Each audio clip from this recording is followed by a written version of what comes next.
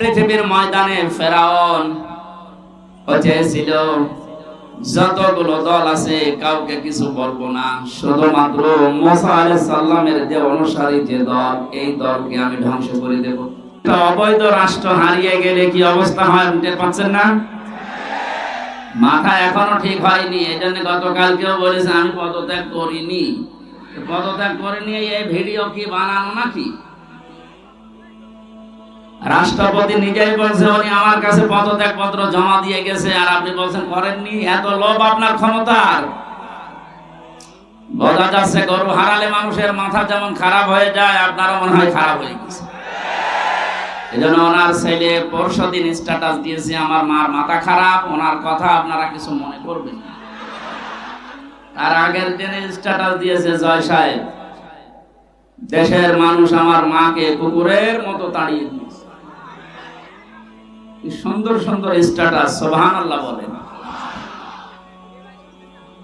সুতরাং শোকে দুঃখে যারা উল্টাপাল্টা বকছেন, জালেমদের দোসর এখনো যারা এদেশে ছড়িয়ে ছিটিয়ে আছে, তাদেরকে সাহস জোগাতে অনেকে বলছে চট করে ঢুকে পড়বো, আসেন। কত মানুষ অনেকের চামড়া দিয়ে ডুগডুগি বাঁচাবে বলে বসে আছে, বিশেষ করে আবু সাইদের মা। আপনাকে যদি পাই সত্যি আপনার এক টুকরা চামড়া ওর লাগবে। বহু মানুষ এরকম যারা অনেক কিছু হারিয়েছে, আশায় আছে। আমরা দেখতে পাচ্ছি এদেশের অনেকে এখন একটু সুর লাগিয়েছে যে ওনাদেরকে সামনে আনতে দিন।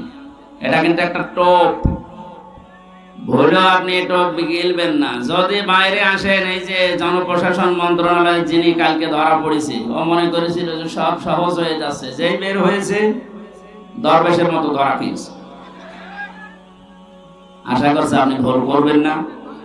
কোরআনে কারিমের এই অনুষ্ঠানে যেহেতু নবীর জীবনী শোনার জন্য আমরা এসেছি, এই পৃথিবীতে শ্রেষ্ঠ অনুষ্ঠান দুইটা, কোরআনের আলোচনা আর নবীজির আদর্শের আলোচনা। এর উপরে দুনিয়ার কোনো উত্তম আদর্শ, উত্তম আলোচনার অনুষ্ঠান নেই। এটা এখন ইবাদত চলছে, যে ইবাদতে কষ্ট বেশি হয় ওই ইবাদতে সওয়াব বেশি হয়। এই জন্য যেহেতু দুইটা অবস্থা, নিচে ভেজা উপরে বৃষ্টি পড়ছে, কঠিন অবস্থায় যারা আসলাম বলেন আলহামদুলিল্লাহ। দরুদ আর সালাম পড়ছি আমাদের নবী মুহাম্মদ রাসূলুল্লাহ সাল্লাল্লাহু আলাইহি ওয়াসাল্লামের প্রতি। অবস্থা ভালো না, এজন্য আমি খুব তাড়াতাড়ি করছি। কোরআনে কারিমের ৬৬৬৬ আয়াত থেকে মাত্র দুইটা আয়াত পড়েছি। সূরা কাসাসের ৫ নম্বর আয়াত, সূরা আহজাবের ২১ নম্বর আয়াত। আমরা দুইটা আয়াত থেকে, বিশেষ করে যেহেতু এটা সিরাতুন নবী সাল্লাল্লাহু আলাইহি ওয়াসাল্লাম মাহফিল, সেই হিসাবে সূরা আহজাবের ২১ নম্বর আয়াতটা বেছে নিচ্ছি। সূরা কাসাসের যে সুসংবাদটা, এটা আপনাদেরকে শোনাতে চাই। আল্লাহ পাক বলেন নুরিদু আন নামুন্না আলাল্লাযীনা ইসতাযিফু ফিল আরদি ওয়া নাজআলাহুম আইম্মাতাও ওয়া নাজআলাহুমুল ওয়ারিসিন। এই পৃথিবীর ময়দানে ফেরাউন চেয়েছিল যতগুলো দল আছে কাউকে কিছু বলবো না, শুধুমাত্র মুসা আলাইহিস সালামের যে অনুসারী যে দল, এই দলকে আমি ধ্বংস করে দেব।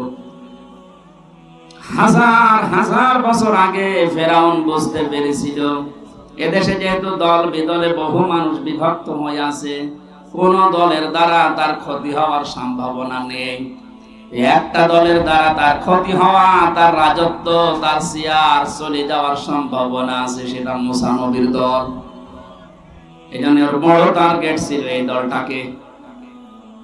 হাজার হাজার বছর পর 2009 সাল থেকে 24 সাল পর্যন্ত পৃথিবীতে লেডি ফেরাউন যারা এসেছে, তার ভেতরে অন্যতম আমরা অনেককে পেয়েছি। তারাও বুঝে ফেলেছে এদেশে হাজারো দল আছে, কারো দ্বারা চেয়ারের ক্ষতি হওয়ার সম্ভাবনা নেই। একটা দলের দ্বারা এদেশের চেয়ার নড়ে যাওয়ার সম্ভাবনা আছে। সে দলের ভেতরে আমরা 4টা জিনিস পেয়েছি। কোন দল যদি কেউ গঠন করে, সূরা আলে ইমরানের ভেতরে 4টা বিষয় আল্লাহ জানিয়েছেন। 104 নম্বর আয়াত, দল করতে আমরা জানি চারটা জিনিস লাগে। এক নম্বরে নেতা লাগে। কি লাগে?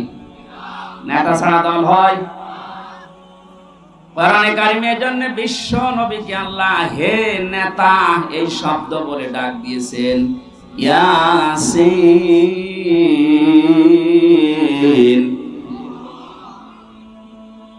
রাসূল মুফাসসিরিন আব্দুল্লাহ ইবনে আব্বাস রাদিয়াল্লাহু তাআলা আনহু তাফসিরে কাবীরের ভেতরে বর্ণনা পেয়েছি আমি। ইয়া মানে হে, সিন মানে সাজ্জেদ। সিন শব্দের তিনি 5টা ব্যাখ্যা দিয়েছেন। রাসূল মুফাসসিরিন নবীজির আপন চাচাতো ভাই আব্দুল্লাহ ইবনে আব্বাস তিনি বলেন সিন মানে সাজ্জেদুল আলামিন, সিন মানে সাজ্জেদুল বাশার, সিন মানে সাজ্জেদুল কাউনাইন, সিন মানে সাজ্জেদুল আম্বিয়া, সিন মানে সাজ্জেদুল মুরসালিন। আলামিন দিলেন কেন? শুধুমাত্র এই জগতে না, যত জগৎ আল্লাহ বানিয়েছে, যত গ্রহ উপগ্রহ আছে, যেখানে আপনি বাস করেন না কেন, আপনাকে মুহাম্মদুর রাসূলুল্লাহকে নেতা মানা লাগবে। যে নেতা এই শব্দটা শুনলে অনেকে রাজনীতি মনে করে। এটা শুধু রাজনীতি না, এটা আখিরাতের সাথে জড়িত বিষয়। কারণ মানুষকে মরণের পরে আল্লাহ যখন বিচারের জন্য ডাকবেন, তখন একা ডাকবেন না, ডাকবেন নেতা সহ। ইয়াউমা নাদউ কুল্লা উনাসিম বিইমামিহিম। সূরা বানী ইসরাঈলের 72 নম্বর আয়াতের প্রথম অংশে আছে আল্লাহ পাক বলেন কিয়ামতে প্রতিটি মানুষকে আমি আল্লাহ আমার সামনে বিচার করার জন্য ডাকবো তার নেতার সাথে। বগুড়াবাসী, আগে নেতা পেছনে কর্মী। আপনার বিবেকে কি বলে বলেন তো? আপনি এই পৃথিবীতে যে নেতার আদর্শ মানেন, যার পেছনে স্লোগান দেন, ওই লোকটা যদি সামনে থাকে, আপনি যদি পেছনে থাকেন, ওর যা সরাত সিরাত, ওর যা চরিত্র আপনি তো সবই জানেন। আপনার কি মনে হচ্ছে আল্লাহ পাক যদি ওর সামনে দেখে, আপনাকে পেছনে দেখে, আপনার যা ভালো আছে আছে, ওর যা অবস্থা আল্লাহ মাফ করবে বলে মনে হয়? ওরে দেখে তো আল্লাহ রাগ হয়ে যাবে। অনেকে মনে করে যে আমি তো নামাজ পড়ি, রোজা রাখি, আমার দাড়ি আছে, পাগড়ি আছে, জুব্বা আছে, আমি নবীর মিলাদ পড়ি, হজ করে আসলাম, আমার বউ পর্দায় থাকে, এরপর আল্লাহ জাহান্নামে দেবে। কেন দেবে একটু শোনেন। সূরা আরাফ 8 নাম্বার পারার 20 নাম্বার পৃষ্ঠার 3 নাম্বার লাইনের 83 নাম্বার আয়াতে আছে ফানজাইনাহু ওয়া আহলাহু ইল্লা মারাতা কানাত মিনাল গাবিরিন।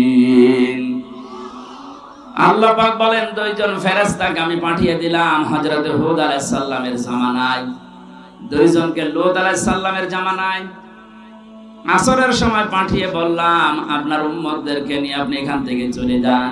মাগরিবের সময় আল্লাহর গজব এখানে নাযিল হবে, সবাইকে নিয়ে যাবেন, কিন্তু ইল্লা মারাতা আপনার স্ত্রীকে নেবেন না। বগুড়াবাসী খুব খেয়াল করে মিলান। প্রশ্ন আসতে পারে আমাদের যে হুদ লূত নবীর স্ত্রীর চরিত্র খারাপ ছিল না? পৃথিবীর কোন নবীর স্ত্রীর চরিত্র খারাপ ছিল না। কারণ কোন হারাম রক্তের ভেতরে আল্লাহ নবীদের রক্ত প্রবেশ করার নাই।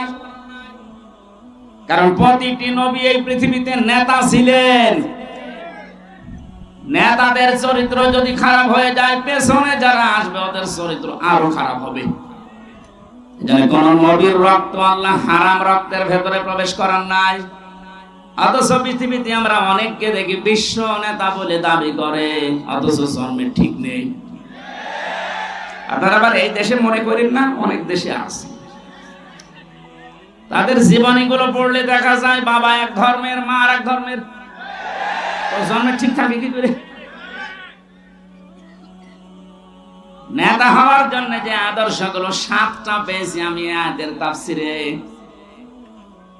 হযরত লূত নবী আলাইহিস সালামের যত কিছু ছিল সবকে আপনি নিতে পারবেন, কিন্তু স্ত্রীকে নেবেন না, যদিও তার চরিত্র খারাপ ছিল না। লূত নবীর স্ত্রীর চরিত্র ভালো ছিল, সে চরিত্রহীনা ছিল না।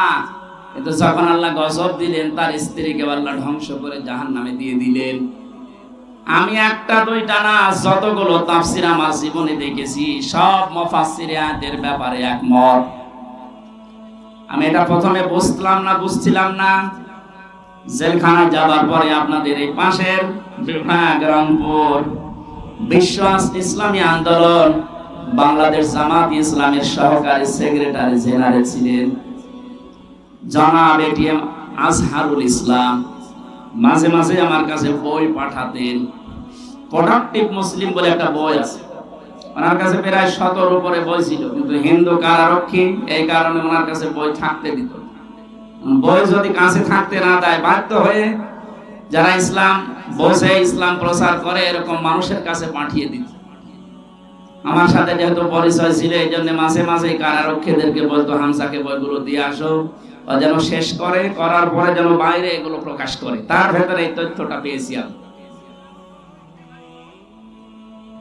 লূত নবীর স্ত্রীর চরিত্র ভালো, সে চরিত্র হীনা ছিল না, তারপরও আল্লাহ তাকে ধ্বংস করে দিয়েছেন একটাই মাত্র কারণ।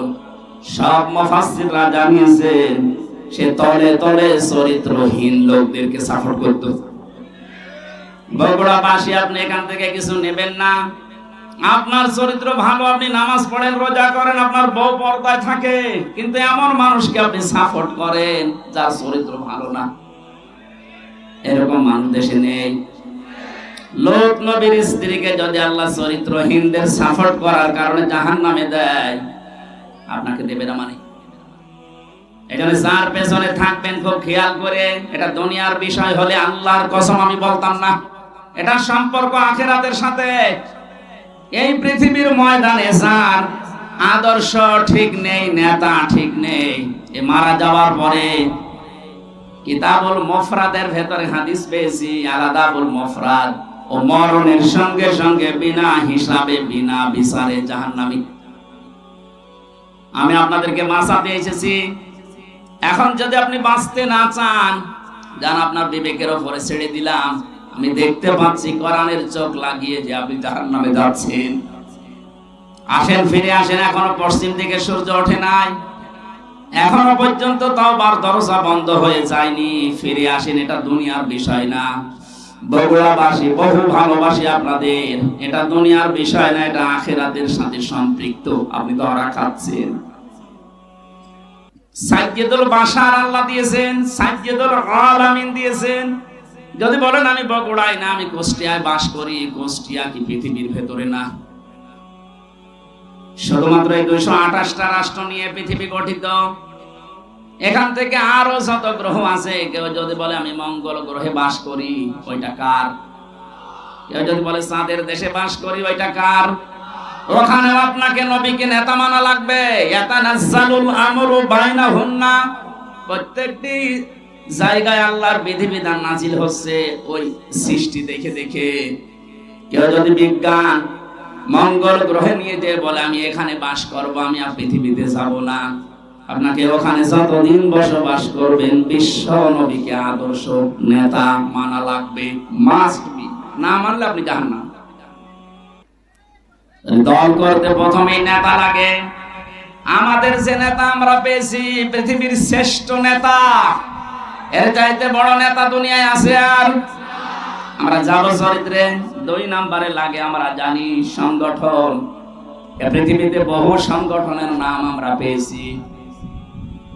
বাংলাদেশ জামাতে ইসলামী এর ভেতরে যে শব্দগুলো দিয়ে গঠিত, আপনি তাকান। অনেকে বলে মওদুদি বানিয়েছে, আরে শয়তান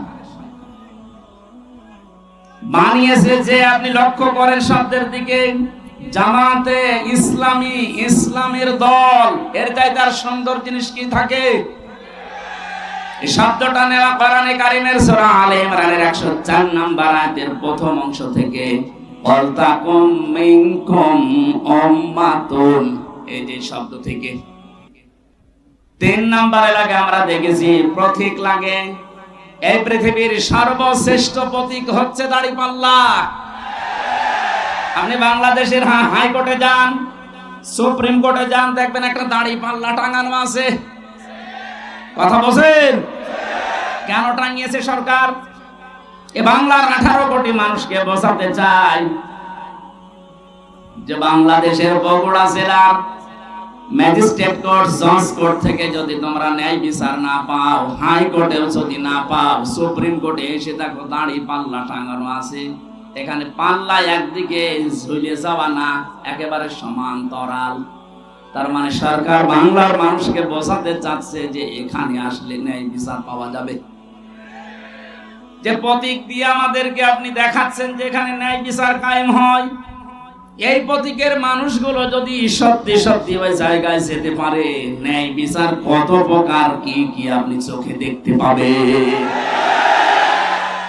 বাংলাদেশ জামাত ইসলামীর কেন্দ্রীয় আমির, আমার তো মনে হয় আমার চোখে দেখা, আমি জেলখানায় ওনার সাথে যতদিন ছিলাম আমি দেখেছি তার ঈমান, তার আমল, তার আখলাক, এমনকি তার যে তাওয়াক্কুল আল্লাহর উপরে, যে ইখলাস নিয়ে তিনি কাজ করেন, এটা জীবিত ওলি একজন। এই মানুষটা ঘোষণা দিয়েছে বাংলাদেশে অনেকেই মেয়েদেরকে বোঝাচ্ছে, জুসুর ভয় দেখায় যে ইসলাম যদি ক্ষমতায় যায় তোমাদেরকে ঘরবন্দি করে ফেলবে। ঘোষণা দিয়েছে ইসলাম যদি সত্যি বাংলার ক্ষমতায় যায়, মেয়েরা এমন কথা বলতে বাধ্য হবে যে কিয়ামত পর্যন্ত ইসলাম বাংলাদেশে থাক। আপনি একটু দিয়ে দেখেন না কেন? প্রতীক যখন টাঙানো দেখে বলছেন যে না এটা ন্যায় বিচারের প্রতীক, এই প্রতীক যদি সামনে আসে আপনি হাতের কাজ করবেন তো? বলেন, এটা তো রাজনীতি। হ্যাঁ, এটা যদি রাজনীতি মনে করেন, এইটাই রাজনীতি। এর বাইরে রাজনীতি করা জায়েজ নেই। কারণ এর বাইরে আপনি এই দাড়ি পাল্লার বাইরে যত রাজনীতি ৫৩ বছরে দেখলেন না, দাড়ি পাল্লার বাইরে আমরা যা দেখলাম, দেখতে পেয়েছি অধিকাংশ গুলোই দুর্নীতিতে ভরা। গত কয়েকদিন আগে বাংলার এক নাস্তিক অধ্যাপক আনিসুর রহমান আল্লাহকে বিশ্বাস করে না, কিন্তু এই দেশের দাড়ি পাল্লাওয়ালা মানুষগুলোকে দেখে সে ঘোষণা দিয়েছে ৫টা বছর যদি এদের হাতে এদেশের ক্ষমতা তুলে দেওয়া যায়, দেশ থেকে দুর্নীতি ছাঁটিয়ে বিদায় করবে। নাস্তিক হয়ে বুঝলো, আর আপনি এখন উল্টা পাল্টা ধারণা করেন। ৪ নম্বরে লাগে আমরা দেখেছি শুধু অফিস একটা লাগে। আমাদের যে অফিস আছে এই পৃথিবীতে, আমাদের অফিসের নাম হচ্ছে মসজিদ। আমাদের অফিসের নাম কি? দুঃখজনক হলেও সত্য, ৫ তারিখ আগস্টের পর থেকে আজকের এই ১৫ তারিখ, ১ মাস কয়েকদিনের ভেতরে বগুড়া না হলেও বাংলার বহু জেলাতে আমরা দেখতে পাচ্ছি অনেকে এখন মসজিদে আল্লাহর কোরআনের কথা, তাফসীরের কথা বলতে নিষেধ করছে। ১৫.৫ বছরে এত বড় বড় জালেমরা পর্যন্ত সাহস পায়নি যে মসজিদে আল্লাহর কথা বলা যাবে না, কিন্তু এই ১ মাসে ৮-৯ দিন আমরা দেখতে পেলাম। খুব দুঃখ লাগছে এদের আচরণ দেখে। কারা এরা আমরা জানি না। কোরআনে কারীম আপনাদের সম্পর্কে জানিয়েছে, ওমান আসলামু মিম্মান মানাআ মাসাজিদাল্লাহি আইয়াযকারা ফিহা ইসমুহু ওয়া সাআ ফি খারাবিহা ইলা আখির আয়াত।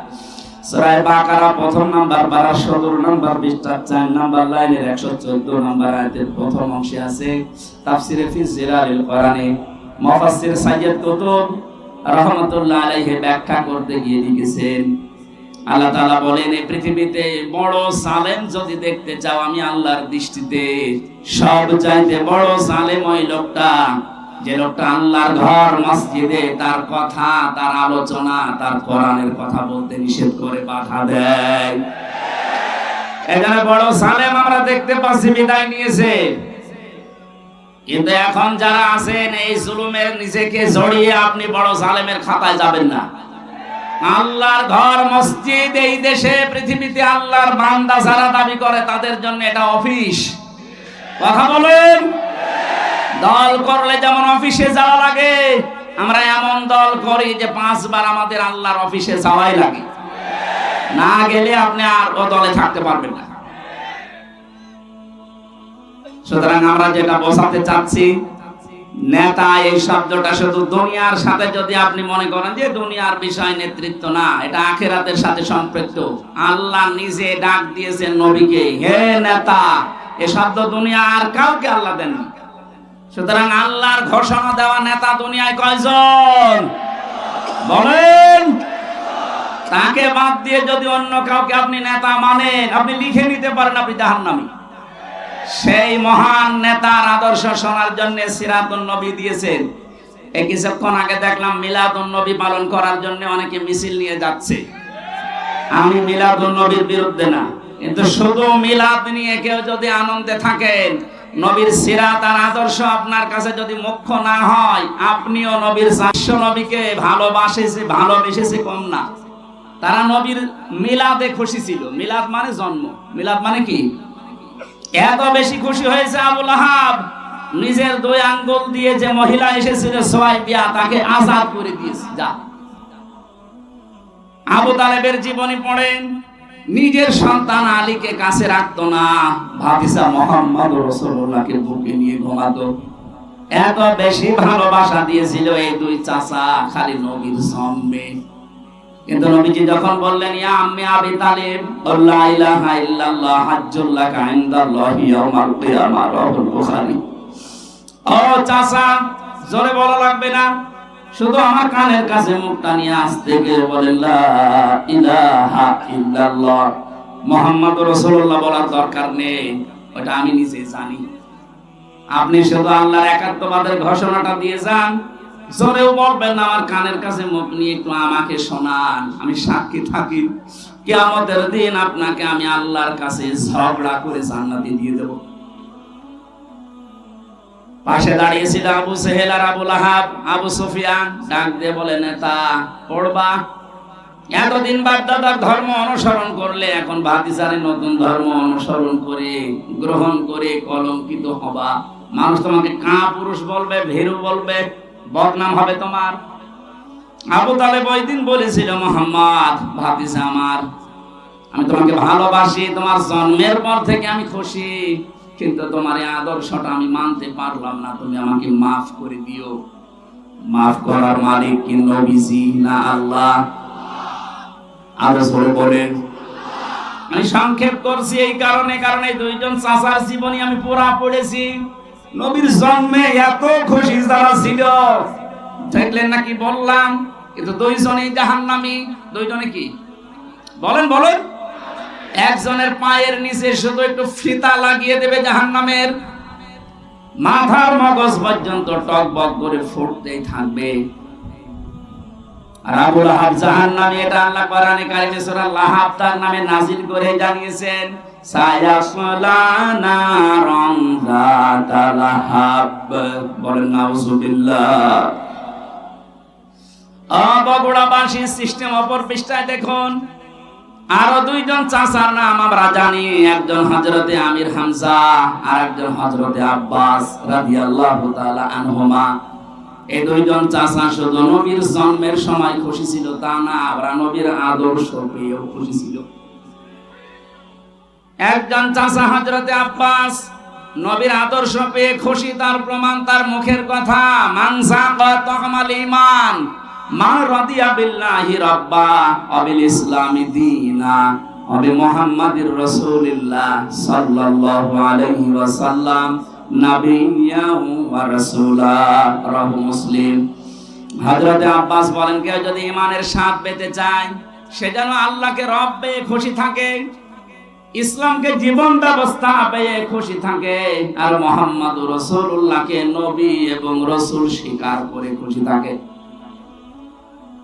তিনি যে রাসূলের আদর্শ পেয়ে খুশি ছিলেন, এই কথাই তার প্রমাণ। আরেকজনের দিকে তাকান, হযরতে হামজা রাদিয়াল্লাহু তাআলা আনহু।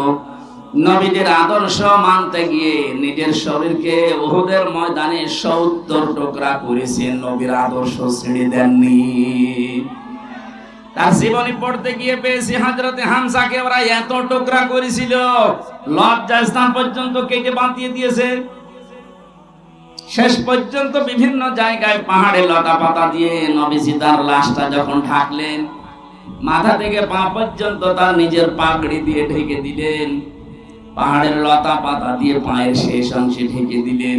ডাক দিয়ে বললেন, রব্বুল আলামিন, আমার এই চাচা হামজার উপরে আমি এ পর্যন্ত খুশি আছি, হে আমার মালিক, তোমাকে বলছে তুমি আমার চাচা হামজার উপরে খুশি হয়ে যাও। বগুড়াবাসী আগে দুইজন চাচাও তো আদর করেছে, মহব্বত দেখিয়েছে, ভালোবেসেছে, কিন্তু জন্মে কথা বলেন না কেন? ওই দুইজন চাচার শুধু মহব্বত ছিল, ভালোবাসা ছিল, আদর ছিল, জন্মে মিলাদে কিন্তু আদর্শ মানতে তারা নারাজ। এই দুইজন চাচা জন্মেও খুশি, আদর্শ পেয়ে খুশি, তাদের জন্য নবীজির বক্তব্য দেখে, হে আমার মালিক, আমার চাচা হামজার উপরে আমি এ পর্যন্ত খুশি আছি, তোমাকে বলছি তুমি আমার মালিক হিসাবে আমার চাচার উপরে খুশি হয়ে যাও। নবীজি যদি কথা বলে কারো পক্ষে আল্লাহ খুশি না হয়ে পারবে? বুঝতে পারলাম এই চারজনের জীবনী পড়ে দুইজনে শুধু মিলাদ নিয়ে খুশি, জাহান্নামী, দুইজনে মিলাদেও খুশি, সিরাতেও খুশি, এজন্য দুইজনে জান্নাতি। আশা করছি আমার কথার অর্থ বুঝেছেন।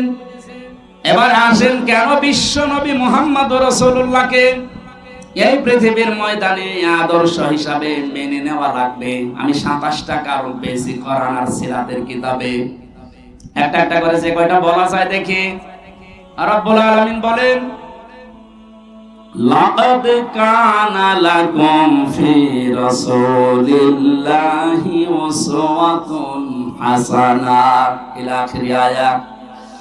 অবশ্যই আমি তোমাদের জন্য মহত্তম আদর্শ লুকিয়ে রেখেছি আমার রাসূলের জীবনে। আমার এখানে দুইটা প্রশ্ন।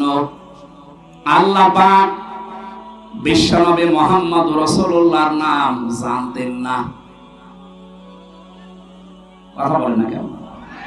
ওনার নাম যে মুহাম্মদ, এই শব্দটা আল্লাহ জানতেন না? ফি রাসূলিল্লাহ দিলেন কেন? আমাদের আদর্শ মানা রাখবে মুহাম্মদ ইবনে আব্দুল্লাহকে না রাসূলুল্লাহকে। এবার আমার প্রশ্ন, উনি রাসূল হয়েছিলেন কি জন্মেই? বলেন। উনি পৃথিবীর সর্বপ্রথম নবী, শেষ নবী, এ কথা আমরাও মানি, কিন্তু ঘোষণা দেওয়া হিসাবে উনি কিন্তু 40 বছরে নবুয়ত পেয়ে ঘোষণা হয়েছে। ওরা আরব জাহানে 40 বছরের আগ পর্যন্ত কেউ নাকি নবী বলতো না, বলতো মুহাম্মদ ইবনে আব্দুল্লাহ। বলেন। উনি রাসূলুল্লাহ হয়েছেন, নবী হয়েছেন কত বছর বয়সে? আরো জোরে। তাহলে এর আগে পুরা আরব জাহানে ওনাকে নাম দিয়েছিল মুহাম্মদ ইবনে আব্দুল্লাহ আস-সাদিক আল আমিন। আজ বাংলাদেশ সহ বিশ্বের বহু জায়গায় আমরা দেখতে পাচ্ছি অনেকে বলছে আমরা নবীওয়ালা কাজ করি। এই কথাটা প্রতারণা। আপনি করছেন নবীওয়ালা কাজ না, আপনি করছেন মুহাম্মদ ইবনে আব্দুল্লাহর কাজ। কারণ মুহাম্মদ ইবনে আব্দুল্লাহ 17 বছর বয়সে হিলফুল ফজল শান্তির সংঘ গঠন করার মাধ্যমে ভালো ভালো কাজের আঞ্জাম দিয়েছিলেন। কথা বলেন না? তিনি মানুষকে ভালো কথা শোনাতেন, ভালো কথা বলতেন, মানুষের বিপদে এগিয়ে যেতেন। এই কাজগুলো করেননি? সিরাত ইবনে হিশাম দেখেন, এই কাজগুলো তিনি করেছিলেন। কি বুঝলেন এখানে? আপনিও যে কাজগুলো করেন এগুলো কিন্তু মুহাম্মদ ইবনে আব্দুল্লাহর কাজ। আর রাসূলুল্লাহর কাজ কি? তিনি যেই দিন রাসূল হচ্ছেন তার মানে 40 বছর বয়সে, ওই দিনই জিবরাইল তাকে বলেছিল ইকরা। তিনি বলেছিলেন মা আবিল বারি, আমি পড়তে পারি না।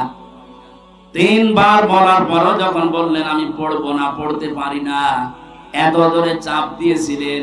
4র্থ বার তিনি বললেন ইকরা বিসমি রাব্বিকাল্লাযী খালাক। নবীজি জিবরাইলের সঙ্গে সঙ্গে 5টা আয়াত পড়েছিলেন। প্রশ্ন আসতে পারে প্রথম 3 বার পড়লেন না কেন? জবাব হচ্ছে 3 বারই জিবরাইল শুধু ইকরা পড়েছিলেন, যে পড়ো পড়ো। নবীজি প্রশ্ন করলেন ভাই জিবরাইল আমি পড়বো কি? বারবার যে আমাকে পড়তে বলেন, আমি কি পড়বো? যখনই বলেছে বিসমি রাব্বিকা, রবের নামে পড়ো, তখন আমি আর থামি নাই, আরম্ভ করেছি। কিয়ামত পর্যন্ত আমার উম্মত যারা আসবে তাদেরকে শিক্ষা দিয়ে গেলাম, পড়াশোনা যদি করতে হয় রবের নামে পড়া লাগবে। এই 15.5 বছরে অনেক পড়া পরিবর্তন হয়েছে না হয়নি? ঢাকা বিশ্ববিদ্যালয় থেকে ইকরা বিসমি রাব্বিকাল্লাযী খালাক এই মনোগ্রাম বাদ দিয়েছে। কবি নজরুল ইসলাম কলেজ থেকে ইসলাম বাদ দিয়েছে। এক কথা বলছেন না? ইসলামী বিশ্ববিদ্যালয় কুষ্টিয়া রব্বি জিদনি ইলমা এইটাও বাদ দিয়েছে। যত জায়গায় যত কিছু বাদ হয়েছে 15.5 বছরে নবীর উম্মতেরা এখন যেহেতু দায়িত্ব পাচ্ছে, আহ্বান জানাবো এগুলো সব যেন ফিরিয়ে নিয়ে আসা হয়। কারণ রব ছাড়া আমরা পড়তে চাই না। রবের নাম বাদ দিয়ে যে পড়া হয় ওটা পড়া না। এক কথা বুঝতেছেন? এখন প্রশ্ন আসতে পারে, তাহলে অন্যান্য দেশ এত উন্নতি করে, তারা কি রবের নামে পড়ে? উন্নতি হয়েছে কিন্তু অবনতিও আছে। আমি সিঙ্গাপুর, মালয়েশিয়া সহ কতগুলো দেশ ঘুরে আসলাম, ওদের যে চরিত্র আমি দেখে এসেছি।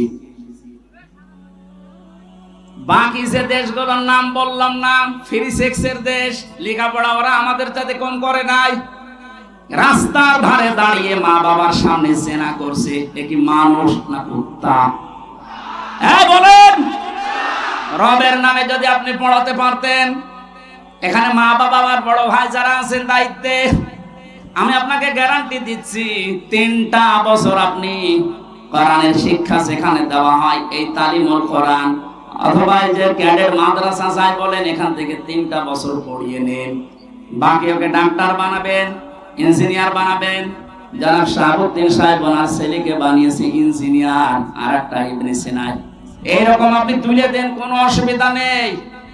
3টা বছর কোরআনের শিক্ষা দিয়ে দেন, 2টা গ্যারান্টি আপনাকে আমি দিলাম, জীবনে এই ছেলে কোনোদিন নেশা করবে না। যদি শয়তানের ধাক্কায় পড়ে কোনোদিন করেও, ফিরে আসবে, কারণ ওই নূর আছে ভেতরে। 2 নম্বরে জীবনেও কোনোদিন আপনাকে বৃদ্ধাশ্রমে দেবে না। আশা করছি আপনি কাজে লাগাবেন। নবী মুহাম্মদুর রাসূলুল্লাহ বললেন, জিবরাইল পড়তে বললে কি পড়বো? সে বলেছে রবের নাম উনি পড়া আরম্ভ করেছেন। আজকে আমাদের এই দেশে শুরু হবে সিরাতুন নবীর আসল, যে আমরা রব ছাড়া অন্যের নামে পড়তে চাই না। অনেকে বাবার নামে পড়া আরম্ভ করেছিল। কিসের বাবা? আমরা পড়তে চাই কার নামে বলেন? ফিরে আসলেন ওখান থেকে, ডাক দিয়ে বললেন, জাম্মিলুনি জাম্মিলুনি ইয়া খাদিজা, আমি ভয় পেয়েছি, আমাকে জড়িয়ে দাও কম্বল দিয়ে। হযরতে খাদিজা বলেছিলেন, স্বামী আল্লাহি কাল্লা, 2 বার কসম দিলেন, আল্লাহি আল্লাহর কসম, কাল্লা কখনো না, লা ইখজিকাল্লাহু আবাদান। এতটুকু শব্দের ভেতরে খাদিজা 3 বার আল্লাহর নাম বলেছেন, অথচ তিনি তখনও মুসলমান হননি। একটা অমুসলিম কসম দেওয়ার সময় একটা বাক্যে 3 বার আল্লাহর নামের ঘোষণা দেয়, আর দেশে হাজারো মুসলমান আমরা দেখি কসম দেওয়ার সময় কসম দিয়েছে বাবার নামে। তাও জীবিত বাবা হলে হয় কবে মরে গেছে সে বাবার নামে। এখান থেকে একটা মাসলা বের হয়, কসম দেওয়ার জন্য আল্লাহ বাদে কারো নামে কসম দেওয়া জায়েজ নেই, হারাম।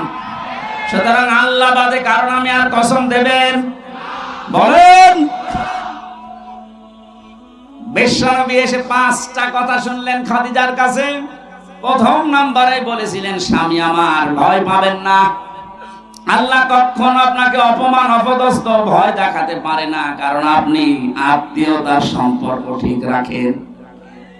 ও বাংলার মুসলমানেরা, যারা রক্তের সম্পর্কগুলো ঠিক রাখে, আত্মীয়তার সম্পর্কগুলো জুড়ে রাখে, তাদেরকে আল্লাহ পাক নির্ভয় করে দেয়। পৃথিবীর কেউ তাদেরকে ভয় দেখাতে পারে না।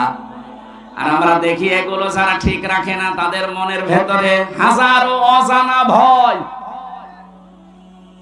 জেলে যাওয়ার আগে একবার মাহফিল থেকে আসার সময় এক পুলিশ গাড়ি থামিয়ে আমার বলছে, হুজুর বুকে ফু দিয়ে দেন। কেন? দায়িত্ব পালন করতে গিয়ে দেখি হঠাৎ তাল গাছের ভেতরে কি যেন নড়ে উঠল। আমি ভয় পেয়েছি। তুই তো ভয় পাবি, কারণ মানুষকে ঠেকায় আর মানুষের অধিকার নষ্ট করে, হক নষ্ট করে, উল্টা পাল্টা টাকা কামাই করে। যারা মানুষের অধিকার নষ্ট করে না, হক নষ্ট করে না, রক্তের সম্পর্ক ঠিক রাখে, তাদের ভেতর থেকে আল্লাহ ওয়াসানা ভয়গুলো দূর করে দেয়। মেয়েরা যারা এসেছেন, সম্মানিত মা বোনেরা, হাদিস বলছি, কোন মেয়ে লোক যদি চায় যে আমার স্বামী বেশি দিন বেশি থাক, আমার স্বামীর হায়াত বেড়ে যাক, তার সম্পদ বেড়ে যাক, তার সম্মান বেড়ে যাক, সে যেন স্বামীকে বারবার তাকিদ দেয়, স্বামী তুমি যা করো করো, কিন্তু সম্পর্কগুলো ঠিক রাখো। তোমার মায়ের সাথে, বাবার সাথে, বোনের সাথে, ভাইয়ের সাথে, ফুফুর সাথে, চাচার সাথে, আমারগুলো যদি নাও করো, অন্তত এইগুলোর সম্পর্ক ঠিক রাখো। কিন্তু 100টার 98টা পরিবারে আজ বাংলাদেশে বোর কারণে আমরা এই রক্তের সম্পর্কগুলো ঠিক রাখতে পারি না। কারা কারা পারছেন না হাত তোলেন তো। আমার মনে হয় ওয়াজ করা ঠিক হইল না। ঠিক আছে, বাকিগুলো আমরা তো অন্তত ভালো আছি, আমাদের পরিবারের সমস্যা নেই, আলহামদুলিল্লাহ। বগুড়ার মা বোনেরা, আপনাদেরকে ধন্যবাদ। এই একটা লোক একটু সমস্যা আছে, ওরে বের করে দেবে না, আমি শুধু হাসির জন্য বলি নাই, আমি কিন্তু বাস্তব বলছি। হাজারো পরিবারে আজ স্ত্রীর কারণে নিজের মা বাবার সাথে আমরা সম্পর্ক নষ্ট করে ফেলি। আমার বোনের সাথে সম্পর্ক আমার রক্তের, কিসের বলেন? এখন যে জল্লাদ আছে কেন্দ্রীয় কারাগারে, এর নাম আছে ইলিয়াস। এই লোকটা ফাঁসি হয়েছে বউ মারার কারণে, বউ হত্যা করেছে, এই কারণে ফাঁসি, এখনো যাবজ্জীবতে আছে। এখন 22 বছর জেল খাটা লাগবে, এখন ফাঁসি দেয় মানুষকে। ও একদিন এসে বলছিল, হামজা ভাই আমার জীবনের এই কাহিনী। 17 বছর ছিল সৌদি আরবে, বিয়ে করার পর 35 না 36 বছর বয়সে বিয়ে করেছে। কয়েক বছর যেতেই বর সাথে আর মার সাথে কোনো মিল নেই। আমি আমার বোনকে কিছু দিলেই বউ মন খারাপ করে, মাকে কিছু দিলেই মন খারাপ করে। শেষ পর্যন্ত কি করবো, ওরে আমি একটু সতর্ক করার জন্য একটা থাপ্পড় দিয়েছিলাম, এক থাপ্পড়েও ছাতা মরে গেছে। এখন আমার এই যে জেল, 22টা বছর জেলে থাকা লাগবে। 30 বছর জেল হয়েছিল, আমি কাজকর্ম করি, এই কারণে আমার 22 বছর।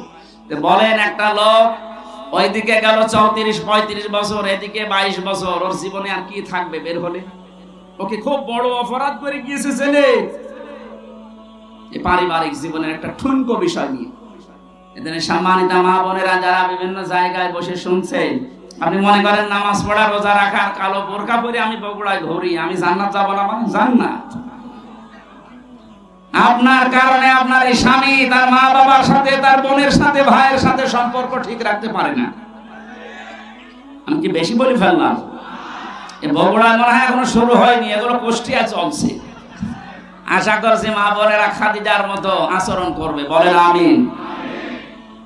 তিনি বললেন 5টা কথা, ওখান থেকে নিয়ে গেলেন, বলেন চলেন আমার ভাই ওরাকা ইবনে নাওফেল আছে, চাচাতো ভাই। ওরাকা ইবনে নাওফেল তাওরাতের ইনজিলের পণ্ডিত ছিলেন। তিনি নবীজির এই কথাগুলো শুনে বললেন, মুহাম্মদ সুসংবাদ, ওয়েলকাম তোমাকে, কারণ এর আগে মুসা নবী, ঈসা নবীর কাছে এই ফেরেশতা এসেছিল, ভয় পাবেন না আপনি। কিন্তু আমার আশঙ্কা হচ্ছে, আমি কিতাব পড়ে যেটা দেখতে পেয়েছি, আপনাকে আল্লাহ যেটা দিলেন, আপনি এখন নবী রাসূল। এই নবী রাসূল যারাই হয়েছিল, মুসা নবী, হযরত ঈসা নবী, তারা রাসূল ছিলেন, কিতাব পেয়েছিলেন, জিবরাইল এসেছিল। এজন্য এলাকার মানুষেরা তাকে এলাকায়ও থাকতে দেয়নি, হত্যা করার জন্য চেষ্টা চালিয়েছে। আপনার কপালে এইটাই আসবে, জাতির লোকেরা আপনাকে শেষ পর্যন্ত দেশ থেকে তাড়িয়ে দেবে। আমি যদি ওই সময় বেঁচে থাকি, আমি তোমাকে সাহায্য করব। ও বগুড়াবাসী যারা বলেন নবীওয়ালা কাজ করি, নবী তো নবী 40 বছর হওয়ার পরে কাজ শুরু করেছিলেন। কাজ শুরু করার পরে তার প্রথম ঘোষণা যে আপনি দেশে থাকতে পারবেন না। 82 বার নবীকে হত্যা করার জন্য টার্গেট নিয়েছিল ইহুদিরা। সুতরাং নবীওয়ালা কাজ এই পৃথিবীতে তারা করছে যারা 24 ঘন্টা নবীর মতো আতঙ্কে থাকে, আর যাদের কোনো চিন্তা নেই, দুশ্চিন্তা গফুর্তি করছে, এ মানুষগুলো নবীওয়ালা কাজ না।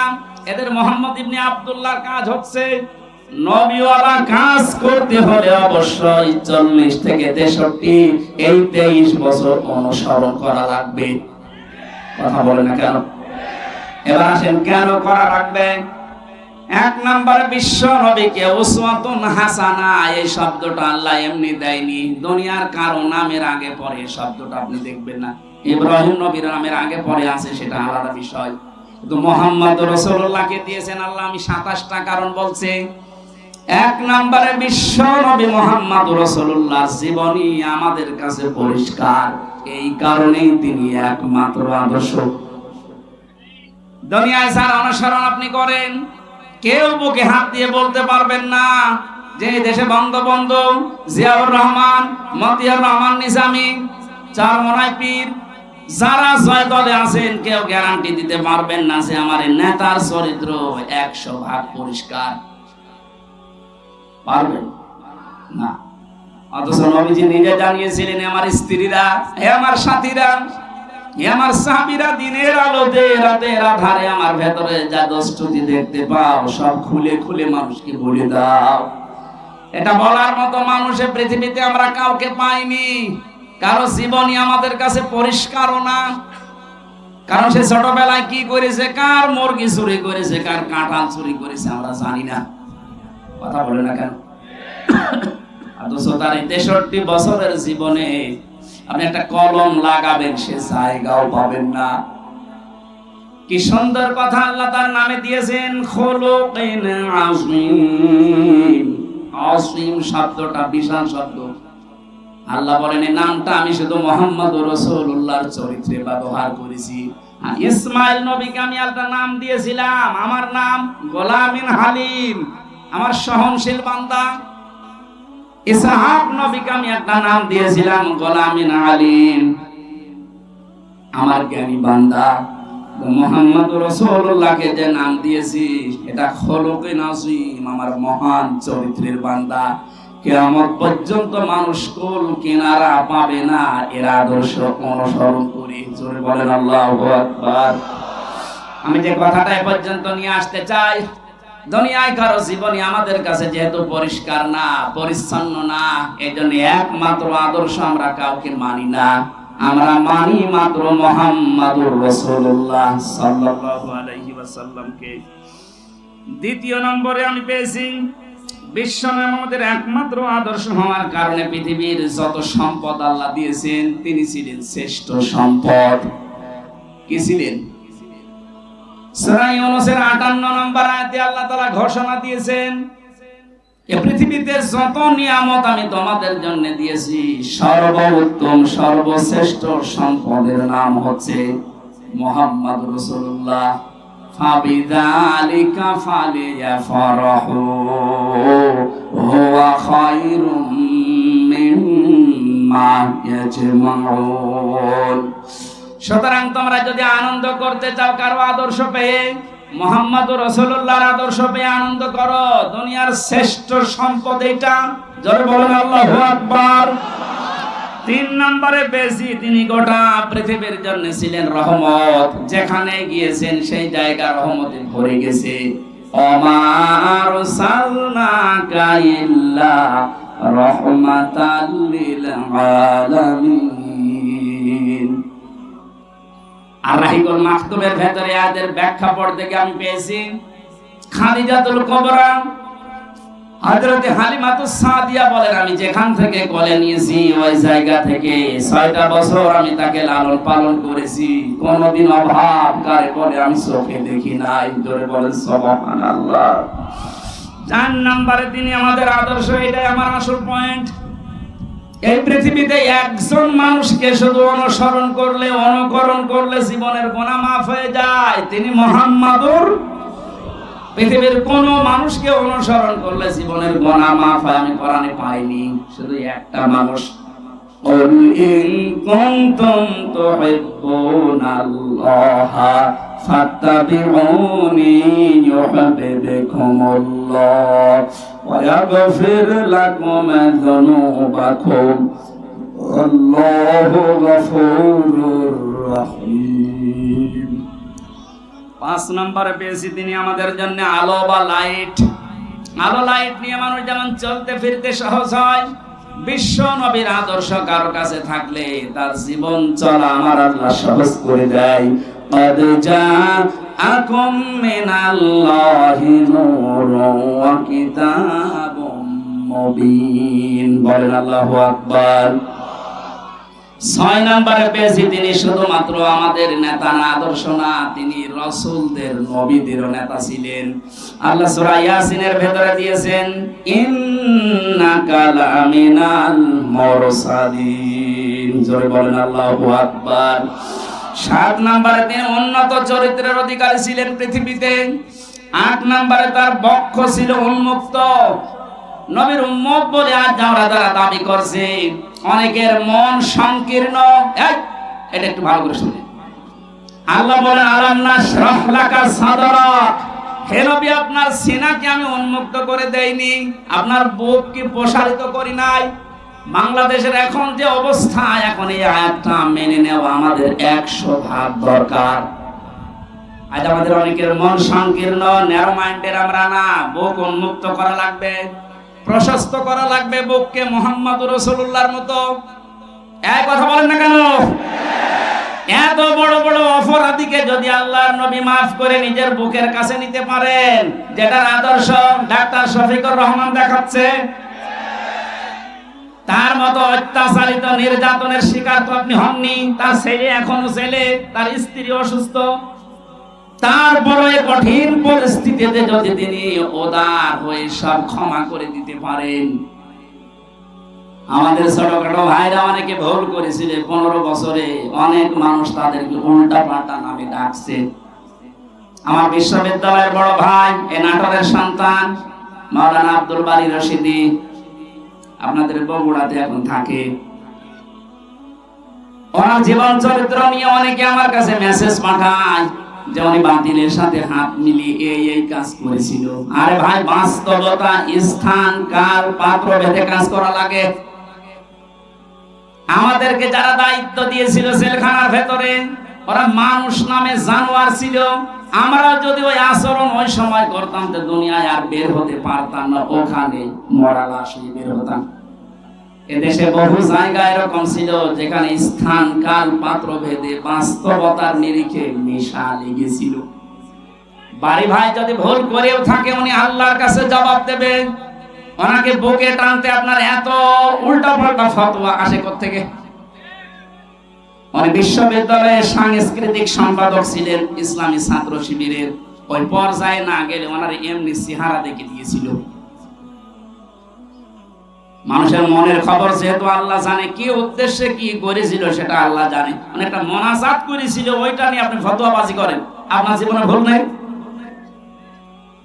এই জন্য কোন মানুষের ভেতরের অবস্থা যেহেতু জানেন না, উপরে কিছু দেখে আন্দাজে ধারণা করলে আপনার কবিরা গুনাহ হবে। আমি আশা করছি আপনার বুক হবে উন্মুক্ত।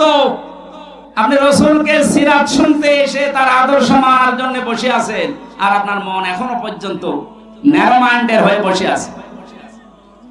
এখন যে অবস্থা চলছে, আমরা যদি সব একটা একটা করে মাইনাস করে দিই, এই যে 14 মানুষ এই দেশে এখনো জালেম আছে, জালেমের উত্তরসূরি। কালকে আন্তর্জাতিক রিপোর্ট পেয়েছি একটা, এদেশের 28 জন মানুষ, 100 জনের 28 জন জাতীয়তাবাদী দল বিএনপি, যেটা নাম শুনি আমরা, এনাদেরকে সাপোর্ট করছে। জালেম যারা বিদায় নিয়েছে তাদেরকে 100 জনের 14 জন এখনো এই দেশে সাপোর্টার আছে। 100 জনের 58 জন ইসলামপন্থী মানুষ এই দেশে অলরেডি এখন তৈরি হয়ে গেছে। 1 মাস 8 দিনের যে অবস্থা দেখতে পাচ্ছি, আমার তো মনে হচ্ছে এই অবস্থা যদি চলতে থাকে 58 না 70 হতে আর বেশি দিন দেরি হবে না ইনশাআল্লাহ। 53টা বছর বাবা চালিয়েছিল, চাচা চালিয়েছে, স্বামী চালিয়েছে, বউ চালিয়েছে, ভাবিও চালিয়েছে। শুধুমাত্র কোরআন দিয়ে দেশ চললে কেমন দেখা যায় এটা বাকি আছে। এটা এবার দেখার সময় এসেছে। এটা দেখতে চান না যে এটা দিয়ে বাংলাদেশ চলুক? কারা কারা চান দেখে? লিল্লাহে তাকবীর।